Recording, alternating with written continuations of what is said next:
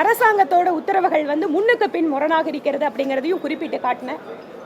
ஏனென்றால் பெயர் மாற்றம் மட்டுமே அந்த மக்களை ஒரு முன்னேறிய பாதைக்கு எடுத்து செல்ல முடியாது. இங்கே தமிழகத்தில் பார்த்துட்டீங்கன்னு சொன்னால் சமூக நீதி விடுதிகள்னு பேர் மாற்றம் பண்ணியிருக்காங்க. ஆனால் நிறைய சமூக நல விடுதிகள், சமூக நீதி விடுதிகளில் அந்த பட்டியலினத்தை சார்ந்த ஒடுக்கப்பட்ட அந்த மாணவ மாணவிகளுக்கு சரியான உணவு, சுகாதாரமான சூழல், இவையெல்லாம் எதுவும் இல்லாமல் போர்டை மட்டும் மாற்றிட்டு இருக்கீங்க. அதே போல் காலனி அப்படிங்கிற பெயர் மாற்றத்தை நாங்கள் வரவேற்கிறோம். நீங்கள் ஒரு பிரிவை சார்ந்தவர்களை ஒரு சமுதாயத்தினுடைய கீழ்நிலையில் வச்சு பார்க்கக்கூடியதை எந்த விதத்திலையும் நாங்கள் வந்து ஒத்துக்கல. ஆனால் அதே சமயம் காலனிங்கிற பேரை மாற்றுறது மூலமா நாங்கள் பட்டியலினத்தை சார்ந்தவங்களை உயர்த்திட்டேன்னு சொல்லக்கூடிய இந்த ஏமாற்று வேலையை மாநில அரசு செய்யக்கூடாது அப்படின்னு சொல்லியிருக்கு.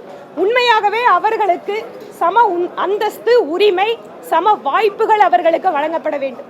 ஏன்னா தமிழ்நாட்டில் தாங்க சமூக நீதி பேசுகிற திராவிட மாடல் அரசாங்கத்தில் தான் பட்டியலின மக்கள் மீதான துன்புறுத்தல் என்பதும் அவர்கள் மீதான குற்றங்கள் என்பதும் அதிகமாக நடந்து கொண்டிருக்கிறது. இதை பற்றி எல்லாம் கவலைப்படாமல், இதற்கெல்லாம் நடவடிக்கை எடுக்காமல் நாங்கள் காலனிங்கிற பேரை மட்டும் மாற்றிட்டு போகிறோன்னு சொல்கிறாங்க. நான் இன்னொரு விஷயத்தையும் சொன்னேன். நீங்கள் சாய்பாபா காலனி கோயம்புத்தூரில் என் தொகுதியில் தான் இருக்குது, என்ஜிஓ காலனி, இதிலெல்லாம் காலனி எடுத்துட்டிங்கன்னா அந்த பேரை எப்படி வச்சு கூப்பிடுறது அந்த பகுதிக்கு? ஸோ ஒரு காஸ்மெட்டிக் சேஞ்ச் அல்ல. நீங்கள் ஏதோ ஒரு சொல்கிறதுக்காக, ஒரு மேக்கப் பண்ணுறதுக்காக ஒரு விஷயத்தை பண்ணாதீங்க. உண்மையாகவே அந்த மக்களுக்கு பலனளிக்கக்கூடிய விஷயங்களை செய்ய வேண்டும் என்பதற்காக அதை குறிப்பிட்டேன்.